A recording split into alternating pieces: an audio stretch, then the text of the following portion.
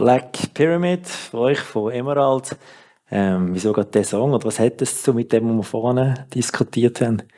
Also ja, erstens eigentlich einen Song gesucht, den ich mal geschrieben habe, der für mich so ein bisschen das Typische von Emerald ausmacht. Das sind so ein bisschen zweistimmige Twin Guitars, eben so ein bisschen Iron Maiden beeinflusst. Und eben so straight Heavy Metal Songs ist das, was mir am meisten liegt. Und der Song vom Text her ist eben jetzt mal einer von meinen Mystery-Büchern, die ich gelesen habe, beeinflusst. Es hat mich immer wahnsinnig fasziniert, was unter dem ewigen Eis könnte sein an den Polen. Und es gibt eben Haufen Sichtungen und Mystery-Erzählungen über Pyramiden unter dem Eis und sonst Gebäude und eben, dass eventuell vorher dort hat können eine Hochzivilisation leben, wo nachher vielleicht bei einem Polsprung oder bei einem Meteoriteneinschlag halt alles ist überschwemmt worden und nachher Eis ist worden. Es gibt ganz viele interessante Theorien dazu. Und, irgendwie hat es dann später tatsächlich noch einen Film gegeben von Alien und Predator, wo so eine Pyramide tatsächlich vorkommen ist. Hat mich noch lustig gedacht. Du bist selber gewesen, gell? Ich habe bei dir abgeschrieben. Genau. Da hast du vorhin gesagt, ja, aber der Song, der ist für deine Family oder etwas Besonderes. Wie ist das? Ja, also einfach die Lara, meine Tochter, die ist 8 und das ist von allen Emerald-Songs, die sie je gehört hat, das ist immer der, den sie hören will, das ist ihr Lieblingssong. Ja. Ja, wie ist das macht? Tut ihr eure Kinder und Partnerin und so, seid ihr Metaller oder seid ihr wegen euch? Oder wie ist das mit euren Families? Also bei mir ist es so, dass meine Frau eigentlich alles lässt. Also sie ist da sehr offen, aber sie kommt da immer mit mir ein Metal-Konzert, eben, das gefällt ihr sehr gut, aber ihr gefällt auch anderes Zeug, also sie ist da sehr liberal. Und meine Kinder, die hören eigentlich auch alles im Moment noch, die sind noch, glaube ich, noch so ein bisschen in der Findungsphase, was ihnen gefällt. Und, aber eben, ich tue jetzt nicht probieren, sie jetzt zu missionieren in dem Sinn, dass ich ihnen Metal-CDs gebe und hören jetzt das, sondern manchmal hören sie bei mir etwas und finden das cool, dann will sie es hören. Oder eben manchmal will sie etwas von uns hören, von Emerald. Und sonst manchmal hören sie Mainstream-Sachen, die sie im Radio oder auf YouTube gesehen haben, oder irgendwelche sonst Songs von der Schule. Also das ist sehr offen. Ja, also meine Tochter ist jetzt eben schon erwachsen mittlerweile, also die ältere ist 20 und die jüngere 17. Aber so in den Phasen, wo sie Teenager war, war es lustig, eigentlich nie Metal gehört, sondern so ein bisschen wirklich immer kreuz und quer alles. Es hat mir schon immer gefallen, was ich mache, sie waren auch stolz auf ihren Papa, aber sie waren jetzt nie Metal-Fans gewesen, die beiden Mädels. Und die Ältere hat aber plötzlich, die ist irgendwie auf den Rammstein-Trip gekommen, und das ist jetzt ab so ihre Lieblingsband, nur noch Rammstein, und die Jüngere, die lässt wirklich so typisch Spotify, einfach, was da gerade halt alles kommt dort. Jetzt, Band ist ja auch ein bisschen wie Familie, weil ich aus meiner eigenen Erfahrung sage, oder die ich immer wieder wahrnehme. Und dann hat man eben noch die richtige Familie. Wie passt denn das zusammen? Passt es immer gut zusammen oder ist es manchmal eine Konkurrenz? Band als Familie, die Familie, die Herkunftsfamilie haben wir schon gehört, das war mir auch schwierig gewesen, gell, so. Aber wie ist das? Ja, also es ist halt, also jetzt bei mir ist es so, eben meine Frau ist, wo man noch kein Kind hatte, eigentlich immer mit auf Konzerte gekommen und so, und irgendwann hat man kleine Kinder und dann, ja, geht das halt einfach nicht mehr, oder? Dann kann man nicht mehr zu zweit auf Konzerte eben, und sie haben auch nicht mehr unsere Emerald-Konzerte meistens können, weil halt 2 kleine Kinder da gewesen sind. Und das verändert schon ein bisschen auch die ganze Perspektive, wo vorher eigentlich beide das mega cool gefunden und zusammen wirklich auch gemacht haben. Und jetzt ist es halt mehr mein Ding, weil es halt einfach nicht anders geht. Meine Kinder würden extrem gerne mal auf ein Emerald-Konzert kommen. Irgendwann hoffentlich schaffen wir es. Es ist halt so, dass man meistens am Abend spät spielt oder weit weg, und dann ist es immer ein bisschen schwierig, aber ich hoffe, dass es irgendwann gucken, was wir machen. Ja. Also ja, meine Kinder natürlich mitgenommen an Konzert, also als sie dann grösser waren. Als Teenager sind sie ab und zu hören, wäre das cool gefunden. Aber schon so, es war immer ein bisschen eine Gratwanderung zwischen Proben und Familienleben und Beruf und nachher noch Schreiben und ja, ich gehe wirklich wahnsinnig gerne an Konzerte und Festivals. Es ist halt alles, was mit Musik zu tun hat, eine grosse Leidenschaft. Aber ich habe das Glück, also meine Freundin, die hört da wirklich nur Metal, ist auch mega begeistert. Und jetzt, wo meine Kinder sind im Alter, also wir können zusammen an Konzert gehen und können das wieder voll geniessen. Ja. Das geht gut nebenan durch. Wenn man jetzt da, eben, du hast vorhin gesagt, du willst deine Kinder nicht missionieren für ein Metal, aber es gibt ja sonst eben Verantwortung als Eltern, irgendwie da sie zu begleiten, zu erziehen.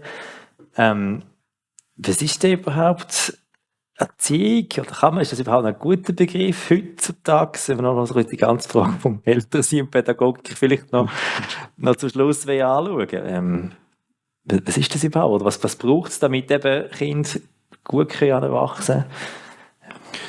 Ja, also es braucht sicher eine sichere, vertraute Umgebung. Es braucht Liebe natürlich, Wertschätzung, respektvollen Umgang und Erziehung ist für mich eine Wertevermittlung schlussendlich. Werte meinen Kindern mitzugeben, die mir wichtig sind.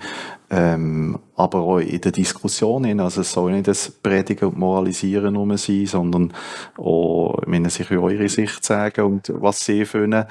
Aber gerade in dem, wenn sie noch klein sind, sie sind natürlich schon empfänglich auch zum Glück auch für gute Ratschläge und Weisungen. Aber je grösser sie werden, desto mehr rebellieren sie halt irgendwann noch. Das fällt jetzt so langsam an. Aber ja, das ist für mich sehr wichtig, die Wertevermittlung eigentlich. Und eigentlich das A und O, ja. Das hat er fast ziemlich perfekt ausgedrückt. Kann ich fast nichts dagegen sagen. Jetzt, ja, ich finde es ein bisschen schade, in der heutigen Gesellschaft denke ich mir fast ein bisschen, dass das Familienkonstrukt probiert, verdrängt zu werden. Also jetzt, abgesehen, ich habe natürlich meine Kinder noch so können aufziehen, zum Glück. Ich denke, heute müsste fast beide Eltern unbedingt arbeiten, sonst ist die Frau irgendwie nichts wert, weil sie nicht einen Beruf hat, der Karriere macht. Also Kita Minimum und irgendwie denkt es mir so ein bisschen, wissen, wo das herführt. Mit, also Werte vermitteln ist heute, glaube ich, nicht mehr so ein Thema. Schwierig, weil die Eltern sind meistens beide gar nicht da. Und da fragt einfach, welche Werte halt, oder? Das ist auch Wert, vielleicht, ja. Was schon schwieriger ist in der heutigen Zeit mit all diesen Social Media und die ganze Beeinflussung von außen, wo die Welt ist im Offen. Es ist nicht mehr ein kleiner privater Rahmen möglich heute. Weil früher hast du gut können, ein bisschen deine Kinder abkapseln von aussen, was heute, wo die Kleinen schon das Tablet haben, relativ schwierig ist, denke ich mal. Ja, der Einfluss ist sicher gerade mega weit raus. Du hast eine andere Rolle, wo du Kinder begleitest als Lehrer. Siehst du Parallelen zwischen dem, wie du als Vater bist, wie du die Aufgabe als Eltern oder den als Lehrer? Oder ist das etwas völlig anderes? Oder? Nein, ich sehe schon sehr viele Parallelen eigentlich. Also ich will auch als Lehrer den Schülern, klar, die haben eure Eltern, die eine andere Werte vielleicht vermitteln oder die gleichen, aber auch ich als Lehrer möchte ihnen gerne nicht nur das Einmal-Eins lehren und was Normen sind, sondern auch ihnen eben Werte vermitteln und eine Grundeinstellung, eine positive Haltung gegenüber der Welt und gegenüber den Menschen, respektvoller Umgang und so weiter. Das ist mir extrem wichtig, neben dem Stofflichen, was wir sowieso müssen machen, das ist ganz klar.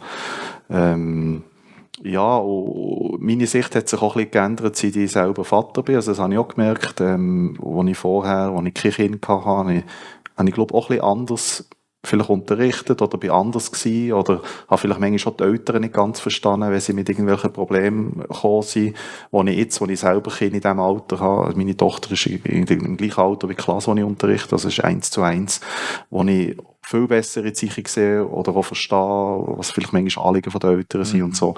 Also das macht schon auch viel aus, wenn man selber auch Vater ist und Kinder hat, ja. Also das erlebe ich auch so. Nicht, dass ich als junger Pfarrer, bevor ich Kinder hatte, ja, ich gewisse Sachen vielleicht noch ein bisschen enger gesehen oder so. Gewisse Sachen sehen immer noch gleich und so. Ja. Aber es hat auf jeden Fall gewisse Sachen verstehen wir tatsächlich auch erst, wenn man selber älter ist, was das mal macht. Oder vielleicht verhalte ich mich nicht komplett anders, aber ich kann verstehen, oder was es da braucht, Kinder können loslassen oder trotzdem zu vertrauen, nicht zu klammern und so weiter. Genau. Oder das braucht jemand mal. Oder den anderen anzuvertrauen. In dem steckt mir die Jüngste, da hast du gedacht, ja, das haben sie so für selbstverständlich genommen, dass wir schon mit 14, 15 da uns die Eltern die Kinder anvertraut haben. Und ich denke so, aha, ja, das ist noch geil gewesen, dass die uns die einfach anvertraut haben. Das ist cool. Ja. Das, ich glaube, es ist mega wichtig, oder? Dass man das Vertrauen gibt für die Kinder. Genau. Also nicht einfach machen lassen, aber wie die Freiheit gibt, aber wie da ist. Aber dass man das eben auch die anderen eben, was das bedeutet für die dann die Verantwortung müssen tragen. Ja. Du, wie manchmal ist das so. Aber selbst auch wie für mich gebraucht, oder zum können Ja. machen, so nicht das innen, auch zum selber mal eben, sechs nachher als Pfarrer, aber eben auch als Vater und so weiter. Du musst ja Leute haben, die dir das zutrauen, Ja. du darfst Fehler machen. Wenn du jetzt Lehrer bist und Metall, man sieht das ja, ich weiß nicht, ob du auch so unterrichtest wie heute, aber jedenfalls, man weiß es ja schon, oder, dass du in dieser Band spielst und so. Spielt das, was löst das aus bei Eltern, in der Öffentlichkeit? Spielt das eine Rolle? Ist das ein Thema? Mittlerweile nicht mehr. Aber ich weiss noch, als ich angefangen habe, als 20-Jähriger, wenn ich aus dem Lehrerseminar kam, also eigentlich 19 bin ich gewesen, als ich angefangen habe. Und dann bin ich am Schulschlussfest in die Gemeinde gegangen, dass ich das erste Mal einen Einblick habe, für wie ich im nächsten Jahr unterrichten. Dann bin ich zu dem Schulzimmer gegangen, wo ich da bin. Und dann war dort gerade eine Mutter gewesen von einem Kind von mir, das ich dann im nächsten Jahr hatte. Plus das Kind, und dann hat die Mutter, sie ist so nach gewesen wie ich, also ihr Kind ist nebendran gewesen, dann hat sie im Kind gesagt, guck jetzt, das ist der die Lehrer nächstes Jahr. Und obwohl der lange Haare hat, der ist sicher gleich ganz ein Lieber. Okay. Das war mein Stand gewesen, ja. Ja, okay. Und, ja, am Anfang ist wahrscheinlich schon diskutiert worden im Dorf. Ich habe zum Glück das ja nicht mitbekommen, was die geredet haben, oder? Wenn so ein junger 19-Jähriger kommt mit langen Haaren, ist das, ja, gerade, das ist schon noch eine andere Zeit gewesen, gleich im Jahr 2000 ist das gewesen. Ja, bin ich froh, habe ich das nicht alles mitbekommen. Aber mittlerweile ist das eigentlich kein Thema mehr, im Gegenteil. Also die Leute, die Rückmeldung, die ich bekomme, ist eigentlich, dass sie es cool finden, dass sie ja, verschiedene Sachen machen, dass sie auch Bücher schreiben, Musik machen. Und es kommt den Kindern schlussendlich manchmal auch zu gut, eben gerade das Musikalische und das Schriftstellerische, wo ich manchmal den Kindern Sachen mitgeben oder ja, mit ihnen machen, ja, wo vielleicht andere nicht machen. Dafür bin ich handwerklich nicht so gut, und andere Lehrer sind vielleicht handwerklich besser und machen mit denen solche Sachen. Und das gleicht sich dann auch aus über die Jahre. Also, Aber darf man vielleicht auch als Lehrer sogar noch positiver, wenn der eben noch ein bisschen kreativ und künstlerisch ist, vielleicht als in anderen Berufen? ja, und, also ich denke schon, ja. Und eine grosse Rolle spielt natürlich auch unsere Ausbildung. Dann zumal das Lehrerseminar, das ist 5 Jahre gegangen. Das ist extrem künstlerisch gewesen. Wir hatten Klavierunterricht gehabt, eben so bin ich zu Emerald gekommen. Wir haben Chorsingen gegeben, wir haben, wenn wir wollen, Theaterunterricht gegeben. Dann hat man Musikunterricht sowieso gehabt, und theoretisch natürlich auch schreiben. Man hat Literatur, Philosophie, also das ist die ganze Bandbreite, nicht nur Unterricht und Pädagogik und Psychologie, sondern auch sehr viele künstlerische Sachen.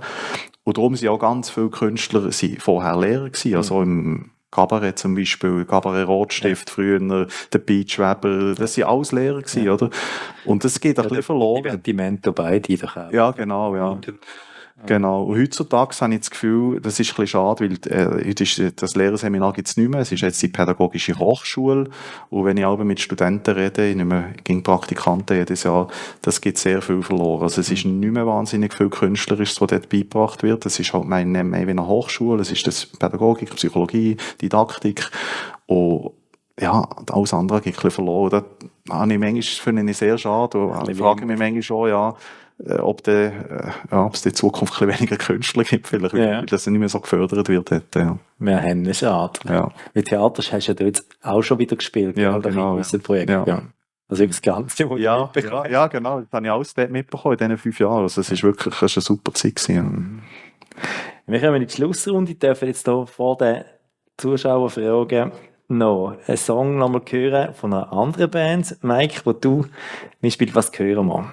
Genau, ich bin jetzt noch seit ein paar Jahren noch in einer Hardrock-Band, die Sin 69 heisst. Ursprünglich habe ich dort einfach ausgeholfen, weil sie noch Gitarrist gebraucht haben für ein paar Konzerte. Und dann habe ich als Gast ein paar Konzerte gespielt. Und dann haben sie gefragt, ob man ein paar Proben könnte machen. Und dann hat es mir voll gefallen. Und irgendwann bin ich plötzlich einfach so fix dabei gewesen. Und jetzt habe ich mega Spass mit ihnen auch. Weil es eben nicht gleich ist wie bei Emerald. Es ist wirklich Rock bis Hardrock. Sehr melodisch, mit Frauengesang und männlichem Gesang. Und wir haben jetzt gerade unsere erste Platte gemacht, wo lustigerweise auch sehr viel von Emerald irgendeiner Art integriert war. Also unser Drummer hat einen Videoclip gemacht, unser Emerald-Sänger hat Gastsänger Background-Gesang gemacht, der Julien, unser Gitarrist, hat die Platte produziert, aufgenommen alles, und ja, so ist es noch gleicher Bezug auch zu Emerald da, und wir würden jetzt mal, wo die Platte jetzt frisch draus ist, gerade noch einen Song hören, würde ich sagen.